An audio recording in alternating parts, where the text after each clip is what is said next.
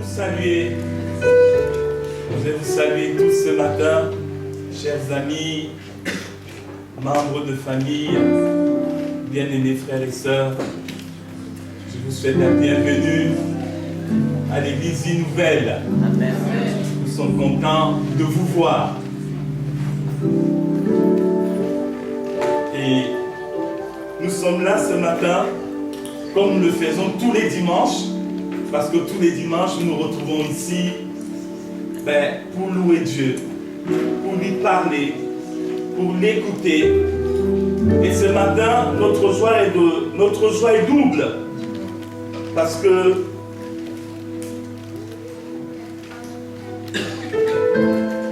dans quelques instants, nous allons, n'est-ce pas, célébrer le baptême de Ludivine et puis de Johannes.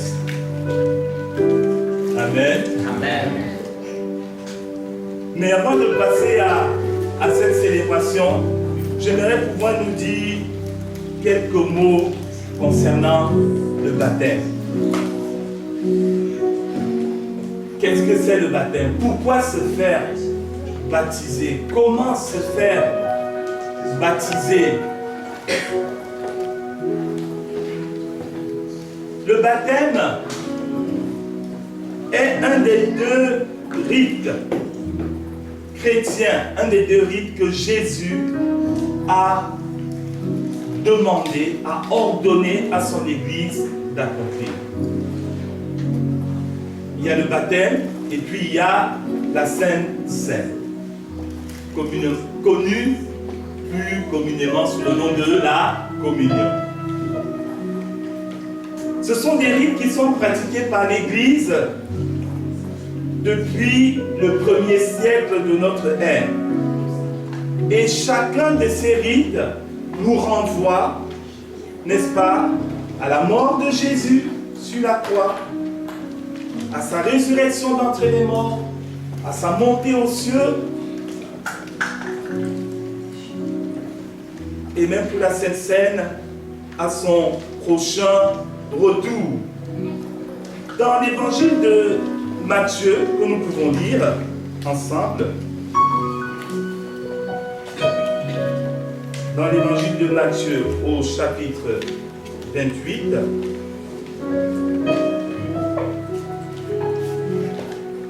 Jésus dit ceci aux disciples, Matthieu chapitre 28, verset 18. Jésus s'étant approché, leur parla ainsi: tout pouvoir m'a été donné dans le ciel et sur la terre. Allez, faites de toutes les nations des disciples, les baptisant au nom du Père, du Fils et du Saint-Esprit, et enseignez-leur à observer tout ce que je vous ai prescrit. Et voici, je suis avec vous tous les jours jusqu'à la fin du monde. Amen. Amen. Ce sont les dernières paroles que Jésus a laissées aux disciples avant qu'ils ne soient enlevés au ciel. Et vous savez aussi bien que moi combien importantes sont les dernières paroles qu'une personne laisse aux siens lorsqu'elle est appelée à partir de ce monde. Ce sont des paroles qui sont importantes. Et c'est pour obéir, n'est-ce pas, à ce commandement que Jésus a laissé à l'Église, que les chrétiens baptisent, que nous baptisons. Et que ce matin, nous allons, n'est-ce pas, baptiser nos bien-aimés. Mais au fait, comment on baptise? Qui peut être baptisé? Et puis, que signifie exactement le baptême? Le mot baptême, en français, c'est un mot qui vient du grec baptizo ou baptiseo et qui signifie plonger, tremper, immerger, plonger quelque chose dans l'eau. C'est ce sens-là qu'on retrouve dans la Bible, mais aussi dans la littérature extra-biblique. parce que nous ne sommes pas coupés de ce qui se passe, de ce qui se passait à l'époque. Donc, le mot baptême veut dire plonger dans l'eau. Ça ne veut surtout pas dire verser un peu d'eau sur la tête ou asperger d'un peu d'eau. C'est une déviation qui est rentrée dans l'histoire plusieurs siècles plus tard pour des raisons, comme on le sait malheureusement très souvent, lorsqu'on s'écarte de ce que Dieu nous demande de faire, on commence à relativiser les ordonnances que Jésus nous a laissées. Mais le baptême biblique, tel que nous allons le pratiquer ce matin, s'effectue par immersion dans l'eau. Amen. Amen. Et c'est ainsi que cela se passait, n'est-ce pas, dans le Nouveau Testament. Il nous est parlé, il nous est donné différents exemples, notamment Jean-Baptiste. Pourquoi? D'ailleurs, il s'appelait Jean. Et on l'a surnommé Baptiste. Parce qu'il était celui qui baptisait. Et Jean-Baptiste baptisait les gens comment? En les plongeant dans l'eau. Il les baptisait dans le Jourdain. Le Jourdain est un fleuve. Donc ce n'était surtout pas une aspersion d'eau. Surtout pas quelques gouttes d'eau versées sur la tête. Jean les plongeait dans l'eau du Jourdain et les baptisait. On trouve cette référence dans l'évangile de Marc au chapitre 1, les versets 4 à 5. Jean baptisait dans le fleuve et non pas à côté du fleuve ou près du fleuve. Dans les versets 9 à 10, toujours de l'évangile de Marc au chapitre 1, en parlant de Jésus, il est dit: en ce temps-là, Jésus vint de Nazareth en Galilée et il fut baptisé par Jean dans le Jourdain. Au moment où il sortit de l'eau, il vit les cieux s'ouvrir et l'Esprit descend sur lui comme une colombe. Jésus lui-même s'est fait baptiser par Jean-Baptiste dans le Jourdain, autrement dit par immersion, complètement, n'est-ce pas, plongé dans l'eau. De même, l'Église primitive, les premiers croyants, baptisaient également par immersion. On le voit dans le livre des Actes des Apôtres au chapitre 8, à partir du verset 36, où on nous parle de cette histoire entre Philippe et un eunuque éthiopien, un homme qui était quelqu'un qui travaillait dans la cour de la reine Candace d'Éthiopie, qui s'était rendu à Jérusalem à l'époque pour adorer. Et de retour de son voyage à Jérusalem, cet homme lisait dans le livre d'Ésaïe. Il lisait Ésaïe au chapitre 53 et il ne comprenait pas du tout ce qu'il lisait. Et c'est à ce moment-là que Philippe, qui était un des responsables de l'église de Jérusalem, va s'approcher de lui et lui demander: mais monsieur, est-ce que vous comprenez ce que vous lisez? Et l'eunuque lui dit: mais je ne comprends pas. Comment pourrais-je comprendre si on ne m'explique pas le sens de la Bible? Je pense qu'on est dans une société qui est analphabète au niveau biblique. Les gens connaissent beaucoup et beaucoup de choses, mais ils sont analphabètes par rapport à la Bible. Notre société a besoin de connaître la signification de la Bible. Amen. Amen. Nous avons besoin de découvrir le sens de la foi chrétienne. Parce que ce qu'on nous a donné comme image de cette foi est quelque chose de flouté, est quelque chose de faussé, est quelque chose d'erroné. Mais quand on redécouvre véritablement cette foi, et surtout qui est Jésus, comme hier soir encore nous avions une réunion, une rencontre de partage avec des personnes qui sont à la recherche de la foi chrétienne. Et quand on leur a parlé de Jésus, non pas Jésus seulement ce que la Bible en dit, mais Jésus ce que les historiens non bibliques en disent. Parce qu'ils parlent de lui. De Jésus ce que disent les manuscrits. il y a plus de 5300 manuscrits qui parlent de Jésus. Alors qu'il y a moins d'une cinquantaine de manuscrits qui parlent de la guerre de Gaulle. Et notre société croit plus facilement à ce qu'on dit des Gaulois qu'elle ne le croit à ce qu'on dit de Jésus. Il est dit de cet homme, comme ils continuaient leur chemin, ils rencontraient de l'eau. Et l'eunuque dit à Philippe, voici de l'eau. Qu'est-ce qui empêche que je ne sois baptisé? Si tu crois de tout ton cœur, cela est possible. Et l'eunuque répondit, qu'est-ce qu'il répondit? Il dit, je crois que Jésus-Christ est le Fils de Dieu.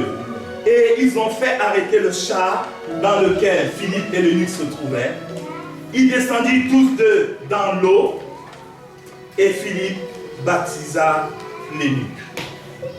Ils descendirent tous les deux dans l'eau et Philippe baptisa l'eunuque. Donc, le baptême biblique se fait par immersion.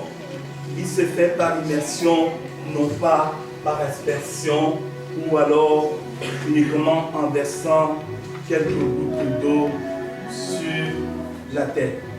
Et pourquoi se faire donc baptiser? Pourquoi se faire baptiser? Les évangiles nous donnent, n'est-ce pas, des réponses à cette question. Mais je vais retenir ce verset de l'évangile de Marc au chapitre 16, verset 16, qui dit: celui qui croira et qui sera baptisé sera sauvé. Celui qui croira et qui sera baptisé sera sauvé. Mais au fait, celui qui croira quoi? Celui qui croira quoi? Celui qui croira en quoi? Celui qui croira en qui? Beaucoup de gens disent qu'ils croient, mais ils croient quoi?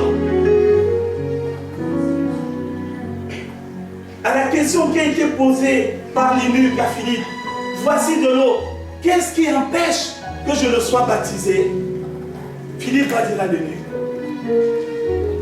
si tu crois que Jésus-Christ est le Fils de Dieu, alors je peux te baptiser. Amen.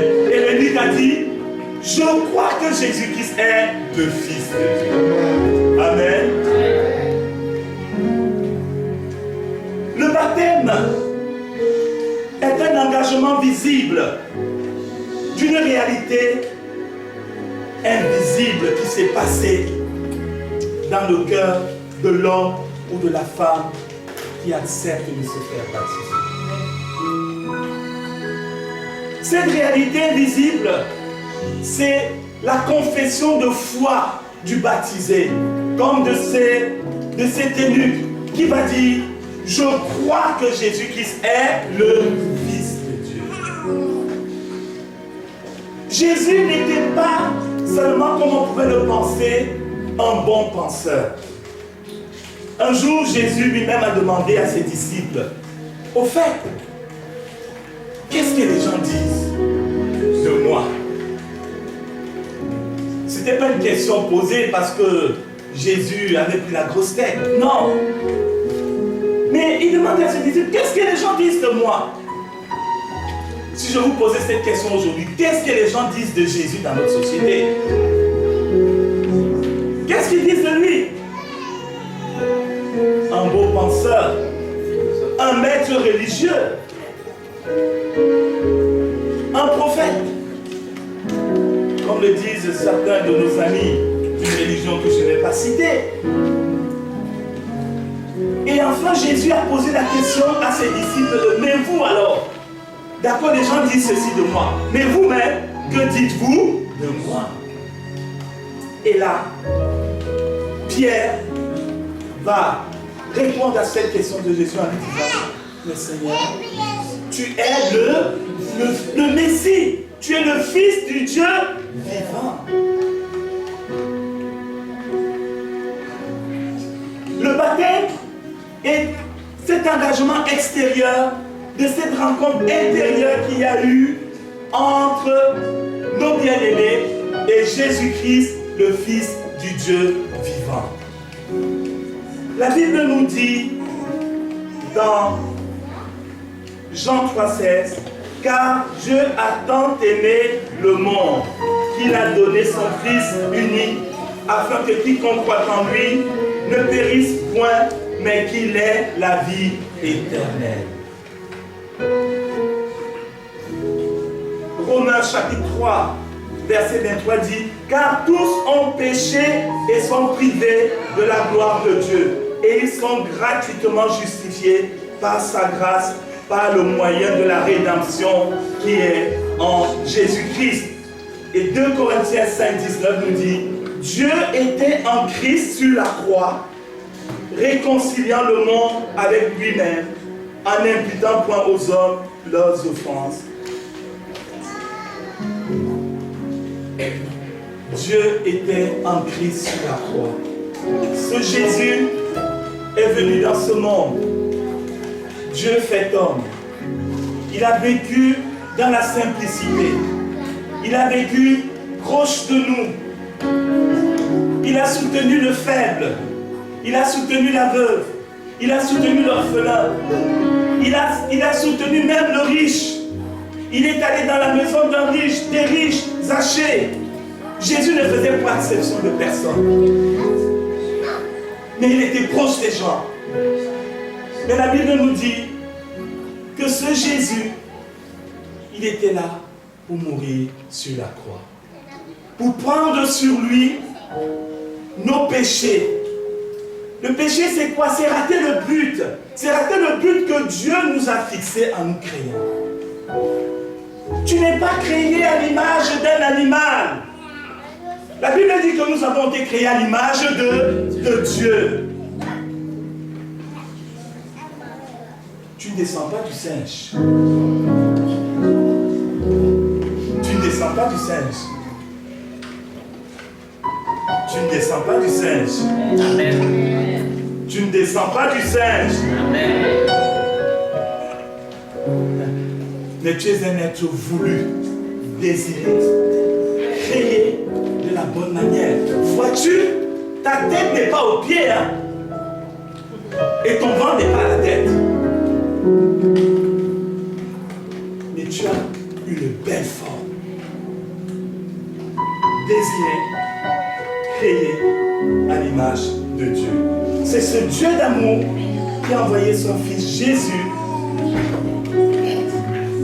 donner sa vie en sacrifice sur la croix pour nos péchés. Et c'est à ce Jésus que Ludivine et Johannes croient. Ils ont cru que Jésus-Christ est le Fils de Dieu. Et la Bible dit que celui qui croira et qui sera baptisé sera sauvé. Nous sommes donc là ce matin pour les accompagner dans cet engagement, n'est-ce pas, qui est de leur. Un engagement d'obéissance, un engagement d'amour. Leurs cœurs ont été touchés par l'amour de Dieu. Je me souviens, quand cet instant-là est arrivé dans ma vie, quand ce 22 décembre 1986, étudiant que j'étais en mathématiques, le message de l'évangile a bousculé mon cœur. L'évangile m'a bousculé. L'évangile m'a bousculé. Et j'ai aussi dit ce jour-là, oui à Jésus. J'ai dit, Seigneur, je veux marcher avec toi. C'est ce Dieu-là que je recherchais. Je recherchais Dieu sans lui donner de nom. Mais le jour où j'ai fait la rencontre d'hommes et de femmes qui exprimaient une foi vraie, authentique, mon cœur a dit, j'ai dit oui, c'est ça que je recherche depuis longtemps. Et depuis ce jour-là, je me souviens très bien de ce jour, je n'ai pas abandonné la main de Jésus. Je n'ai pas abandonné ça. Et je voudrais vous dire ce matin que l'évangile de Jésus-Christ est vrai. L'évangile transforme les vies. L'évangile bâtit l'homme, bâtit la femme. Ce ne sont pas des histoires, mais c'est une réalité. C'est une vérité que notre société a besoin de connaître, de découvrir et de redécouvrir.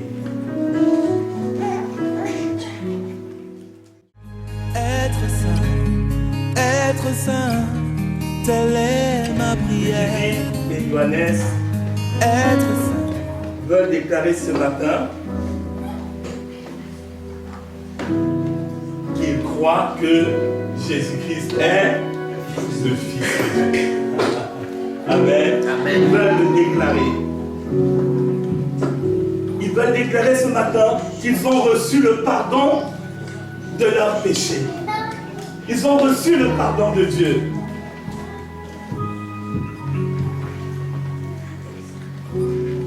Ils veulent déclarer ce matin que désormais, ils veulent cheminer dans leur vie avec Christ en respectant ses commandements. Ils veulent bâtir leur vie, tous les aspects de leur vie. D'aucuns pensent que Dieu c'est seulement pour l'enterrement.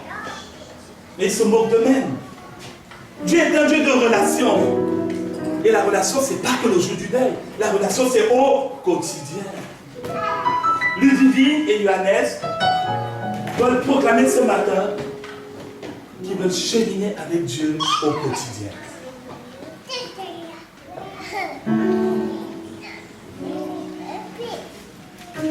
Voilà pourquoi nous allons aussi leur demander de prendre la parole. N'est-ce pas? Pour que eux-mêmes nous disent en quelques mots le pourquoi de leur démarche. Le pourquoi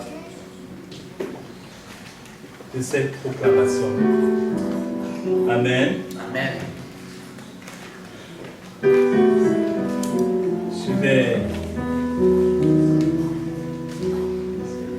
Je vais commencer par qui veut. Je vais commencer par Ludivine. Bonjour à tous. Merci d'être là. Alors, moi je m'appelle Ludivine, j'ai 23 ans et je suis enseignante. Si je me présente aujourd'hui, c'est parce que j'ai choisi de m'engager et de marcher avec Jésus. Donc, je vais vous dire un petit peu comment j'en suis arrivée à prendre cette décision aujourd'hui. Donc, avant, à l'époque, j'allais dans une église catholique, mais sans vraiment comprendre pourquoi, ce que j'y faisais. J'y allais plus par obligation que par souhait personnel et par volonté. Un jour, une amie, ici présente, m'a invitée dans son église, un événement spécial jeune, et je me suis dit, bah, pourquoi pas. Et j'y suis vraiment y allée pour voir, me dire que ça allait être un moment comme un autre.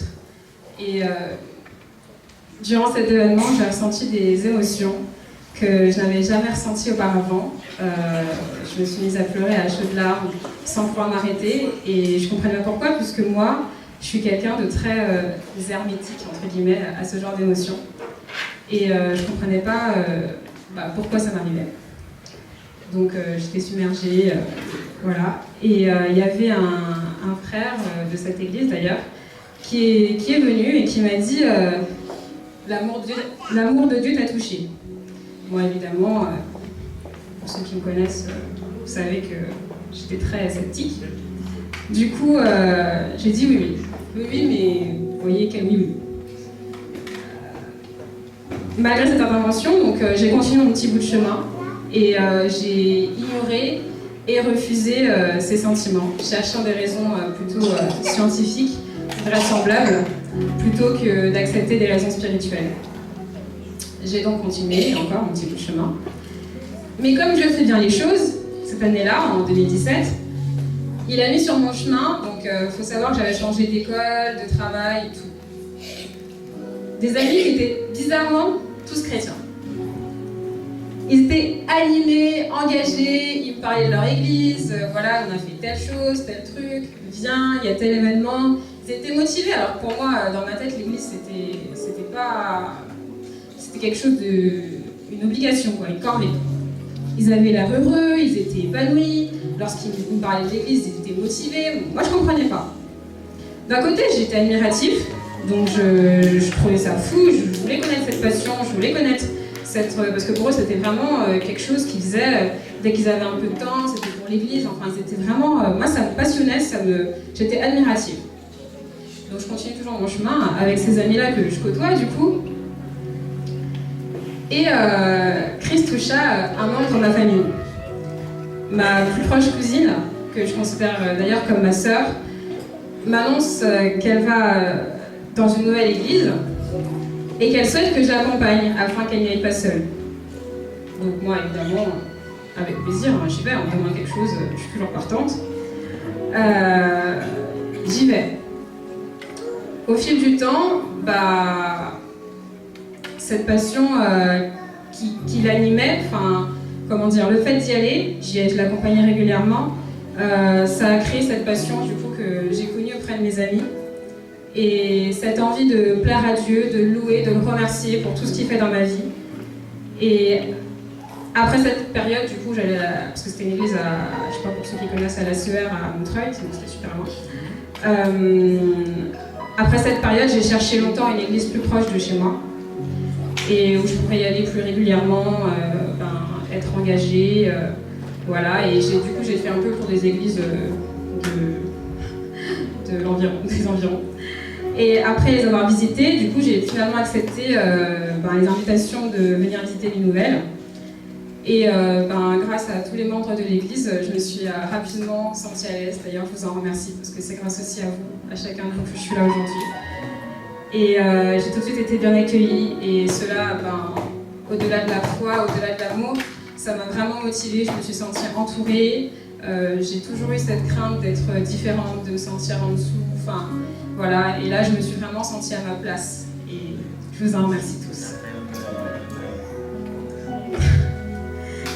Je remercie Seigneur pour avoir mis chacune des personnes présentes aujourd'hui dans ma vie pour que je puisse le retrouver. D'avoir mis en moi ce bonheur, cet amour qui me motive chaque jour. Je vois plus les notes. Grâce à lui, je sais que je ne crains rien, que je peux lui faire confiance et je peux tout remettre entre ses mains. Aujourd'hui, par ce baptême, j'affirme mon choix de suivre Jésus, de le servir car je l'aime et lui m'a aimé le premier. Il s'est sacrifié pour mes péchés. Donc je veux dire merci à Jésus pour cette vie. Merci pour cet espoir que tu me donnes chaque jour, pour cette confiance que tu as fait naître en moi et pour ce choix que tu me fais faire aujourd'hui. Je t'aime.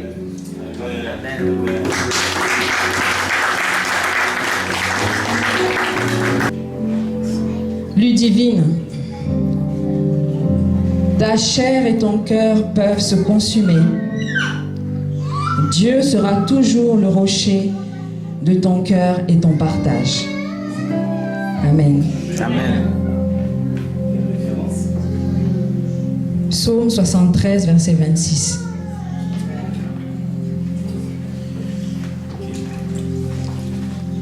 Ludivine,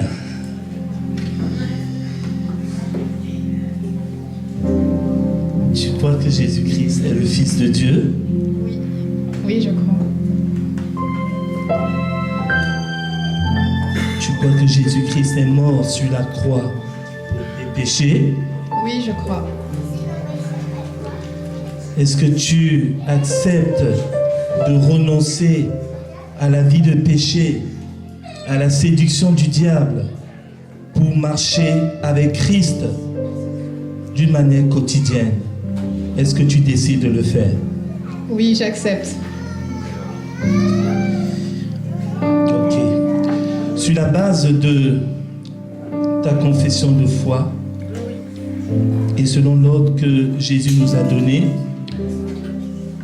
je te baptise au nom du Père, du Fils et du Saint-Esprit, dans la mort et dans la résurrection de Jésus.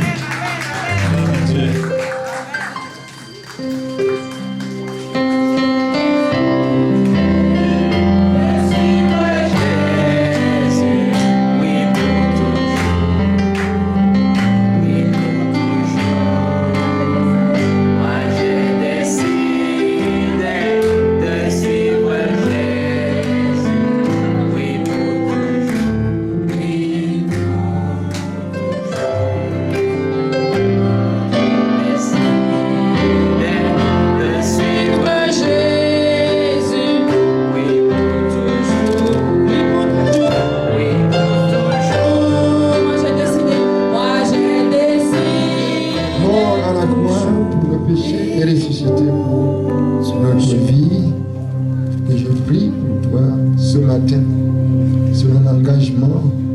tu as pris.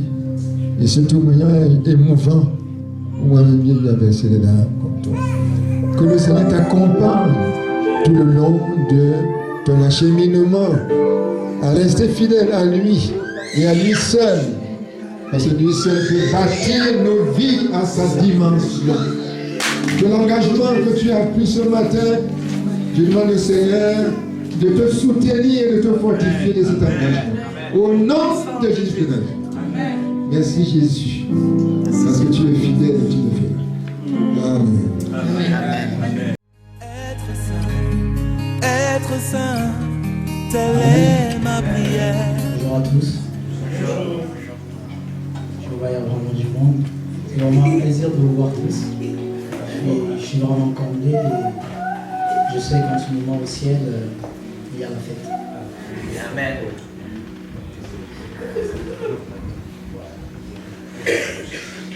Bon, j'ai pas vraiment l'habitude de parler aux auditoires et voilà, si vous voyez que j'ai un peu du mal, comprenez-moi en fait. Donc, ce témoignage, je l'ai écrit hier, j'aimerais bien le lire. Je m'appelle Okoingambi Erbakuanis, j'ai 29 ans, je suis congolais, né dans une famille chrétienne. J'ai grandi dans les églises évangéliques et protestantes jusqu'à mon adolescence, où j'ai été détourné à 14 ans par une secte mormon appelée les Saints du Dernier Jour. Là-bas, j'ai été manipulé et conduit dans les eaux de baptême. J'ai fait 1 an jusqu'à ce que je ne me sente plus à ma place. De là, je suis retourné à l'église de mon enfance. En 2010, mon frère Algir, qui est là, m'a ramené à une campagne d'évangélisation en RDC. Et là, pour la première fois, j'ai entendu parler du message de la croix. Jésus-Christ, mort pour mes péchés, et qui m'appelle à changer de vie, abandonner le péché, porter ma croix et le suivre. J'ai ressenti mal-être en reconnaissant ma condition de pécheur, rempli de crainte. C'est alors que j'ai commencé à demander pardon. Les larmes coulaient et après j'ai accepté de donner ma vie au Seigneur. De cette vie que je lui avais donnée, malheureusement après quelques temps, je suis retourné dans le monde, dans ma vie d'instabilité, avec des passions mauvaises de jeunesse. Une vie d'impudicité, d'impurité, j'en passe. J'avais un pied dedans et l'autre dehors. J'ai longtemps vécu dans cette église, déjà longtemps vécu dans cette manière-là, jusqu'en 2018, ayant été conduit par une autre église. Enfin, c'est une sœur qui m'avait invité dans une autre église et je me suis retrouvé ici à Ville-Nouvelle. Donc je me suis trompé d'église. Je me suis retrouvé ici à Ville-Nouvelle.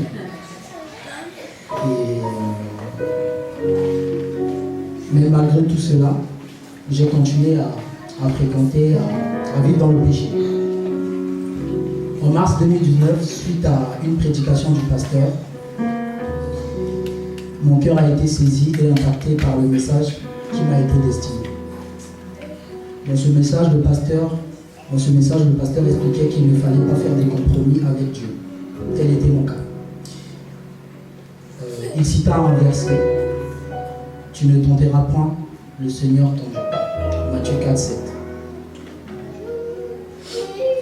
Ce jour-là, j'ai demandé pardon au Seigneur pour tous mes péchés. J'ai arrêté de courir, de me battre tout seul. Je lui ai dit que je reviens à la maison. À la fin du culte, je suis allé voir le pasteur pour lui dire que je veux marcher avec Jésus-Christ. Vivre une vie de sainteté, de pureté en Christ. Par conséquent, passer aux eaux de baptême. Depuis ce jour, j'ai continué à chercher Christ. J'abandonne donc le péché et je passe à une vie nouvelle. Je fixe mes yeux vers lui et même si personnellement je rencontre beaucoup d'épreuves, je sais qu'elles sont là pour me fortifier et affermir ma foi. De même dans mon cœur, je sais que le Seigneur est là à chaque instant, présent dans ma vie. Et il écoute mes prières, même si selon moi, ça tarde, mais je sais que c'est pour une bonne cause. 2 Chroniques 20, 17 nous dit: vous n'aurez pas à combattre cette affaire, présentez-vous, tenez-vous là, et vous verrez la délivrance que l'Éternel vous accordera. Amen. C'est un témoignage de joie que j'ai aujourd'hui, et je prie Dieu afin que, peu importe les tentations et les épreuves que j'aurai, que je puisse me rappeler de son amour et affronter cela avec ferveur. Amen. Pour ceux qui vivent en Christ, dans une vie de sainteté et de pureté, sachez juste que vous êtes des parfums de Jésus. Évitez de perdre cette bonne odeur. Amen. Pour ceux qui vivent un pied dedans et un pied dehors, sachez juste que Jésus vous aime et il vous appelle de revenir à sa bergère. Vous êtes les brebis manquants. Le maître vous cherche, rentrez à la maison. Aujourd'hui, je témoigne Jésus-Christ dans ma vie car il m'a fait sortir des choses de ce monde. Lui seul est le chemin, la vie et la vérité. Il comble le vide de mon cœur car j'ai tout déposé à ses pieds. De tout cœur, marcher avec le Seigneur Jésus est la plus belle chose qui me soit arrivée. J'aime Jésus-Christ. Je choisis de le suivre toute ma vie. Je prie que ma relation avec lui augmente encore. Avec son aide, je bâtirai ma vie et je fixerai mes yeux sur lui seul. Je bénis son nom et je lui rends grâce. Amen.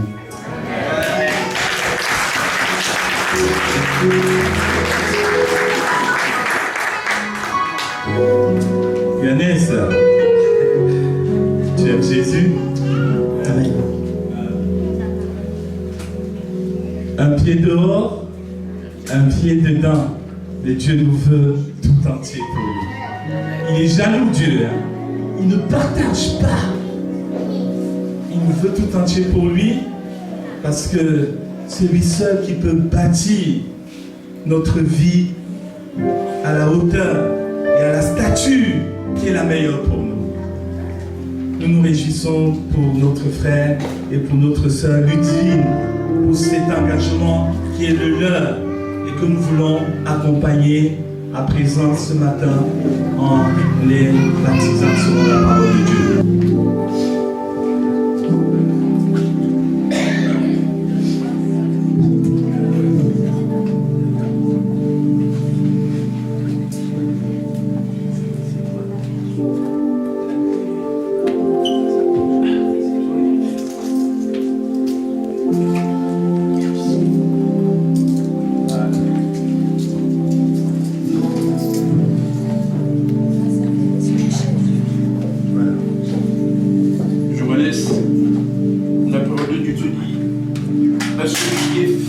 Dans ses sentiments, tu as su la paix parce qu'il se confie en toi.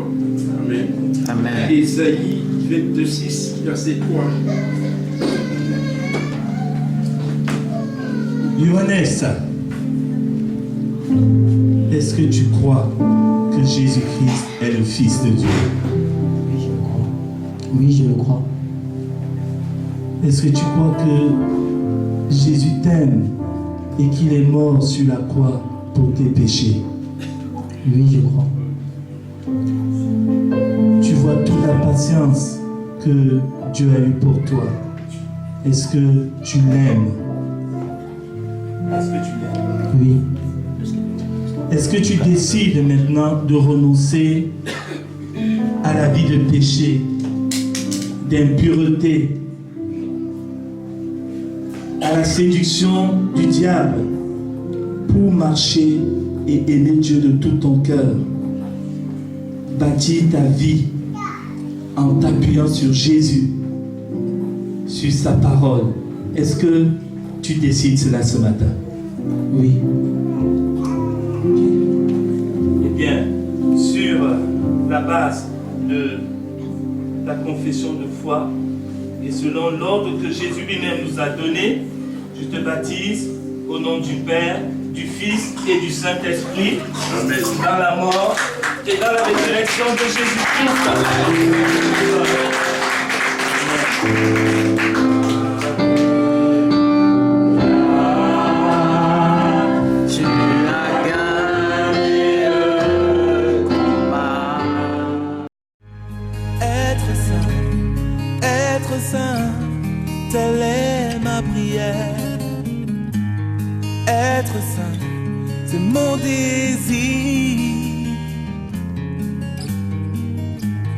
Être saint,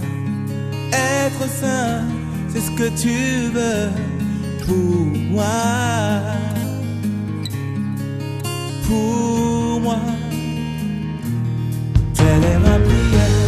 Être saint, telle est ma prière. Être saint, c'est mon désir. Être saint, c'est ce que tu veux pour moi.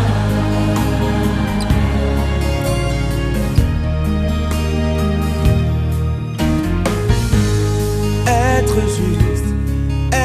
juste, telle est ma prière.